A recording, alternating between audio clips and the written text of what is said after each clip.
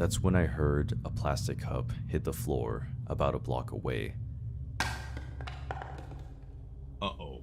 Shortly after I created this channel, I started reacting to SCP content, and I learned a little bit about a specific SCP that was called the Endless IKEA. Well, I started a TikTok account doing some role plays around these SCPs, and I thought it would be fun to do a role play of me escaping the Endless IKEA or running away from the entities in the Endless IKEA. Well, it turns out that the footage that I used for this specific role play or this edit was actually kind of crazy. There was some footage of people that would sleep in IKEA overnight and perform stunts and do crazy things and record videos. And it turns out to be very common, believe it or not. There's a lot of videos of them spending the night in IKEA. People get in like the cupboards or under the beds and they wait until the store closes and then they get up at night and do crazy things. I cannot even fathom doing something like that. First of all, you could get in a lot of trouble doing stuff like that. Second of all, what if you get hurt? From a security guard standpoint, if they have a gun and they see an intruder and they feel threatened, you might get shot. I don't know how IKEA does its security or whatever, but I'm sure police can get involved too. And it's very, very safe to say that something very bad can happen out of this stuff. I can't even imagine being an employee in a store and literally seeing someone. I don't care if they're a teenager or an older person, an adult maybe. Not an older person like an elderly person. I'm sure there would be a different, I would probably take that in differently. But seriously, seeing somebody that's not supposed to be in a store overnight when you're working in a store overnight would be very unnerving, I would think. So I imagine that there's some horrible things that have happened with people that do stuff like that. And I don't know specifically if this story is going to be about it, but we're about to react to some IKEA horror stories by Spooked. Make sure to head on over to his channel and subscribe. Hit the notification bell. And if you like reaction videos, make sure to subscribe to my channel as well. Let's get into this reaction. I'm IKEA. 20 years old, and I work at my town's local IKEA in Texas. All right. Since I went to school during daytime, my boss put me on an overnight shift after the store closed at 11 p.m. This means I was working from 11 to roughly about 1 a.m. I was basically a janitor, going around the store, mopping the floor, and cleaning and tidying whatever people used to touch or sit around in the furniture. Disinfectant for Given that COVID. IKEA was a supercenter, there would still be a number of employees working during after hours. Yeah. But for some reason, that night, I was one of only 2 other people going around the store to clean. Alright. It was Skeleton around crew. midnight, and I was dusting off some of the shelves in one of the concept living rooms when I heard someone's footsteps echoing in the distance behind me. Okay. This was odd, as the store was closed over an hour ago, and no one was supposed to still be in the store's premises. I brushed it off as it was probably my coworker Carlos going around and doing his part, though it would be somewhat unusual for him to do that, given that we basically never see each other while we're cleaning, because the store is so big, and we're assigned to clean our own areas of the store each time. I brushed it off, and some time passed. I had eventually made my way to the children's bed section of the store. It wasn't my favorite part of the store, because it always was badly lit from the broken lamps overhead. I was making the beds when I noticed movement in the far corner of my vision. Oh my god, dude. It was faint, like something ducking under one of the beds. I started to get pretty anxious by this point, because I had just remembered the footsteps from earlier. I would definitely be very, very scared at this point. This is not a security guard. This is a regular employee. You heard some footsteps that you tried to brush off, probably due to a little bit of paranoia, kind of like tucking your head under the covers. If I don't see it, maybe it doesn't exist. It's a weird psychology, but it happens. I think the execution of this narration, by the way, is so flawless. We had creepy children's music that just went into this cinematic boom. Spooked, if you're watching this, you're still a genius, my friend. Still a genius. And connected the dots. Something was definitely off, and I realized that there's a high chance I'm not alone in this part of the store. Right. I looked around, but obviously nothing. As much as I had my suspicions, I started to wonder if my mind just made up what I saw. A couple of minutes passed, and I was still very much on guard. That's when I heard a plastic cup hit the floor about a block away. Uh-oh. It came from one of the kitchen rooms in the kitchen section, which was the last section I had to clean. When you hear a house creak in the middle of the night, you laid in your bed, everything is quiet, you hear a subtle noise somewhere, and you can identify it as something that is not harmful.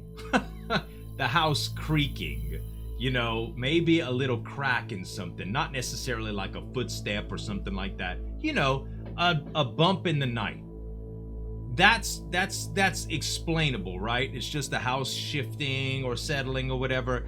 When you hear a cup drop, that's a very specific sound, just like we heard in the audio right there.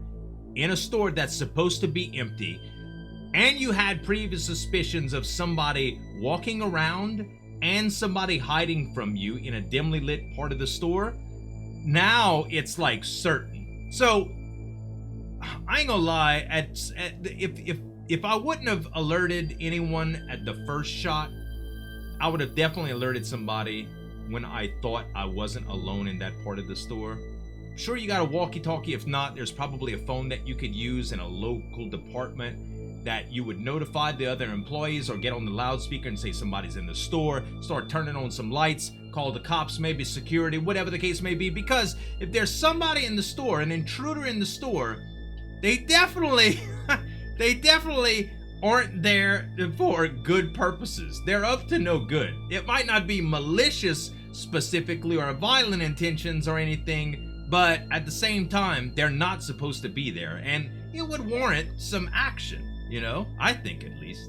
Before I was done for the night, I stopped what I was doing and looked in the direction of the sound. All I saw was a cup in the middle of the alleyway. That made it real. My fight or flight started kicking in pretty intensely at this point as I tried to make sense of what was going on. I started to think someone was messing with me. Either my coworker or some random kids were playing some sort of prank to scare me. However, my coworker, Carlos, isn't the type to joke around, and we barely talk either way. Though I figured whoever was doing this was trying to lure me in towards the cup. Wow. I decided to call out Carlos's name. Yep. Nothing. I told him if it was a prank, he should stop right now. During that moment, I was almost practically sure it was a joke and walked towards the cup to pick it up. Okay, that's something that I never thought about. You get kind of scared, and then you realize all of a sudden that this is probably just a prank from Carlos or one of your other coworkers or something like that, you know, and you start to brush it off.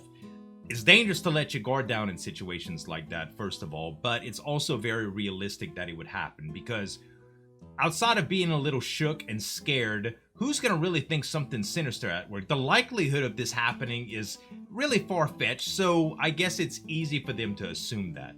But the ambience that is set here in this picture with the lighting effect and the dark alley and the cup in the aisle, I love it, Spooked. I love it. Once I was there though, I noticed that one of the cupboards underneath the sink from the concept kitchen was slightly left open. Okay.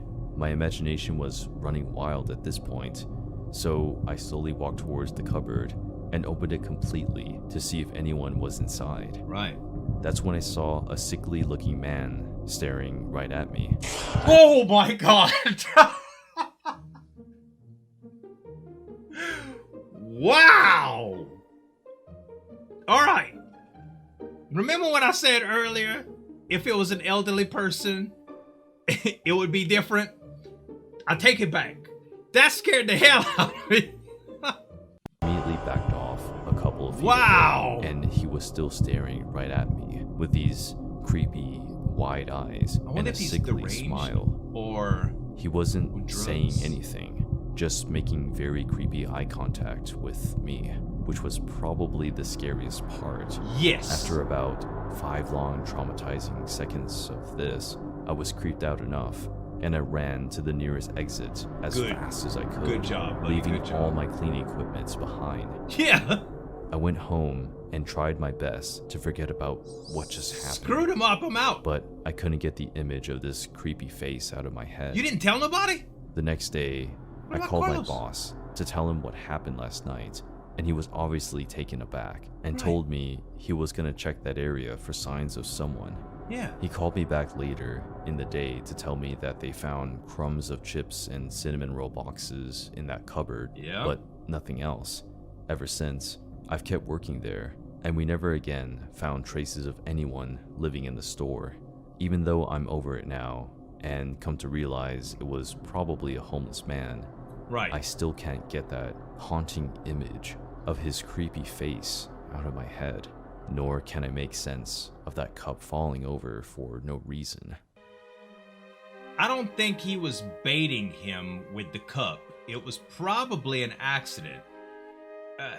You know, if you would get discovered in a store like that at night by a sole worker who was young, okay, it's very likely that they would have reacted similar. Honestly, I don't know if I'd have just left the store. I'd have probably called the cops. I'd have went to the office or something like that, or where I could hide. Honestly, leaving the store would be a good idea if you were if you felt like you were in danger. The further away that you could get from that danger, the better. That's the fight or flight thing, right? But you don't go home and go to sleep and call your boss the next day. Call the cops, man. What the hell is wrong with you? That's your job. What if they're breaking assets? There's a security breach. There's other employees in the store. Aren't you concerned for their safety? Quit being crazy and call somebody, man. Jeez. That is scary as hell, though. All right, story 2. I grew up in an affluent suburb on Long Island. Okay. My parents always took care of me, and I was lucky to lead such a great life, starting early. Nice.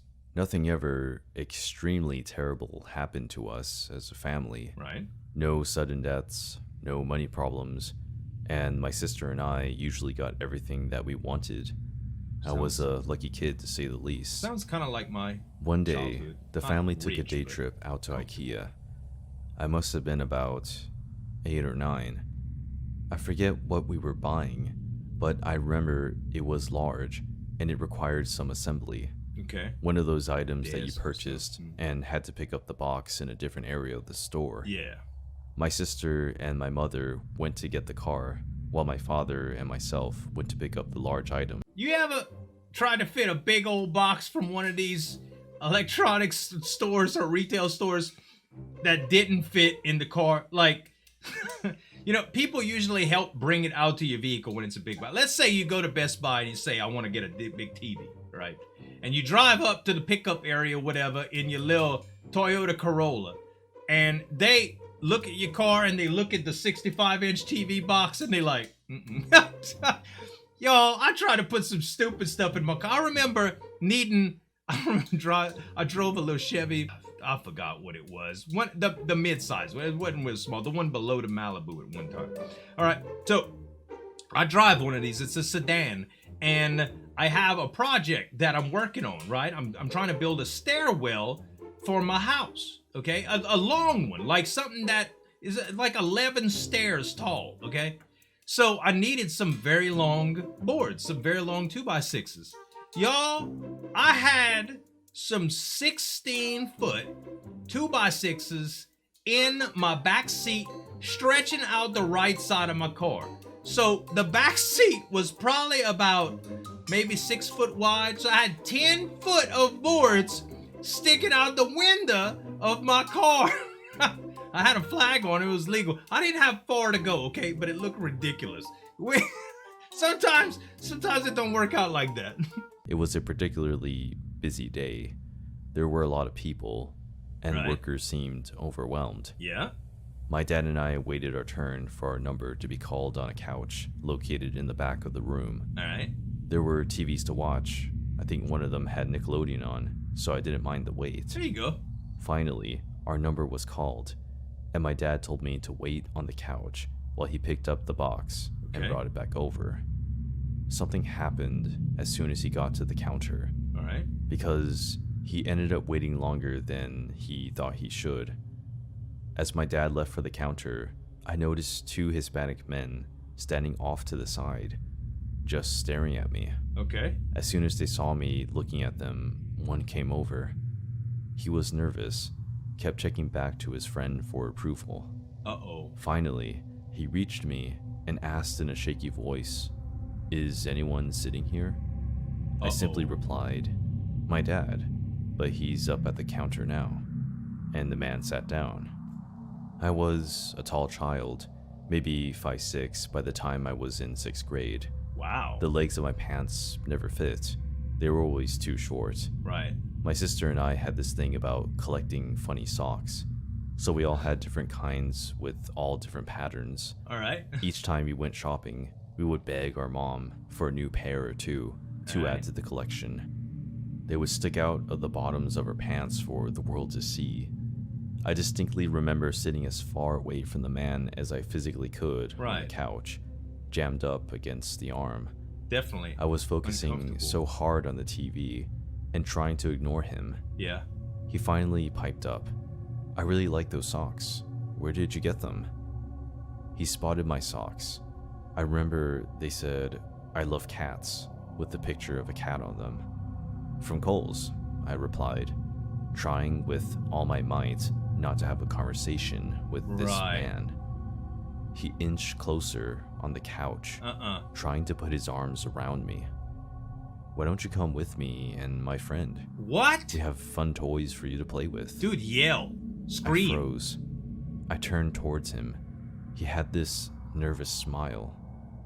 I looked for my dad, still standing at the corner, waiting for the desk or whatever we bought that day. Right.